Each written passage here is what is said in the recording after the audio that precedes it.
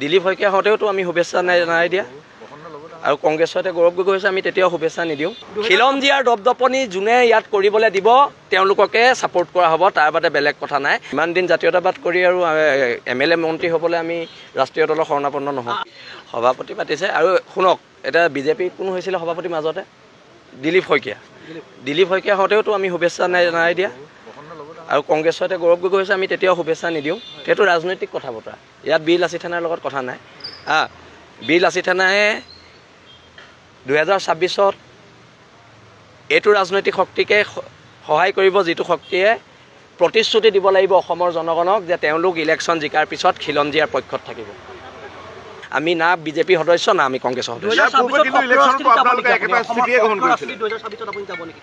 2026 চাই লওঁ নৱেম্বৰ মানত এইটো ভাবিম কি হয় নহয় আমি আঞ্চলিকতাবাদৰ শিবিৰতে থাকিম ইমান দিন জাতীয়তাবাদ কৰি আৰু MLA মন্ত্ৰী হ'বলৈ আমি ৰাষ্ট্ৰীয় দলৰ শৰণাপন্ন নহওঁ আৰু এটা গুৰুত্বপূৰ্ণ প্ৰশ্ন সামাজিক মাধ্যমত বাৰুকৈ চৰ্চা চলা দেখিবলৈ পোৱা গৈছে যে শিৱসাগৰতে বাংলাদেশী বা আচলতে অনাঅসমীয়া বিৰুদ্ধে মাত মাতে কিন্তু শিৱসাগৰ জিলাতেই না আমিতো শিৱসাগৰত কৈ দিছোঁ বিল আছে তেনে সৈনিকক য'তে পায় ত'তে ধৰি পুলিচক গতাই দিব কৈছোঁ আৰু আমি অভিযানটো আমি যদি কৰিবলৈ হয় পৰিস্থিতি ভয়ংকৰ হ'ব সেইকাৰণে আমি আকৌ কৈছোঁ আৰক্ষীক অতি শীঘ্ৰে আপোনালোকে ব্যৱস্থা গ্ৰহণ কৰক নহ'লে যদি আমাৰ সৈনিক ৰাস্তাত নামিবলৈ হয় তেতিয়া কথা বেয়া হ'ব 2026 সক্ৰিয় ৰাজনীতিত যোৱা প্ৰায় আপুনি সেউজ সংকেত দিছে যোৱাৰ সম্ভাৱনা চাই লওঁ কি হয় মই সংগঠনৰ প্ৰতি দায়বদ্ধ সংগঠনৰ সৈনিকসকলে যি ক'ব তাৰ ওপৰতে ভিত্তি কৰিয়ে হ'ব আৰু যদি ইয়াৰ আগৰ বাৰু মই শিৱসাগৰত ইলেকশ্যন উঠাৰ কথা আছিলে কিন্তু সংগঠনৰ সৈনিকসকলে নিদিলে সেইকাৰণে নুঠিলোঁ মই সংগঠনৰ সৈনিকসকলৰ ওপৰত দায়বদ্ধ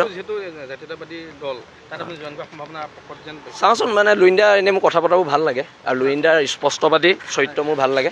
সকলোকে ধন্যবাদ জনাইছোঁ পুনৰ লগ পাম দিলীপ শইকীয়া হওঁতেওতো আমি শুভেচ্ছা নাই দিয়া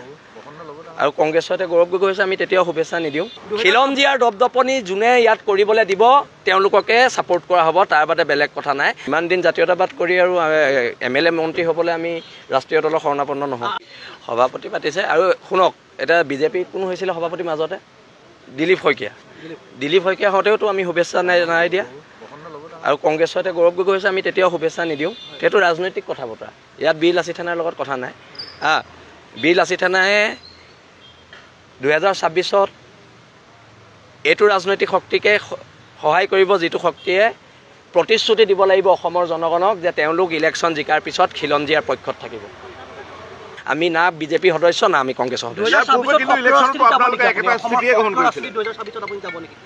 2026 চাই লওঁ নৱেম্বৰ মানত এইটো ভাবিম কি হয় নহয় আমি আঞ্চলিকতাবাদৰ শিবিৰতে থাকিম ইমান দিন জাতীয়তাবাদ কৰি আৰু MLA মন্ত্ৰী হ'বলৈ আমি ৰাষ্ট্ৰীয় দলৰ শৰণাপন্ন নহওঁ আৰু এটা গুৰুত্বপূৰ্ণ প্ৰশ্ন সামাজিক মাধ্যমত বাৰুকৈ চৰ্চা চলা দেখিবলৈ পোৱা গৈছে যে শিৱসাগৰতে বাংলাদেশী বা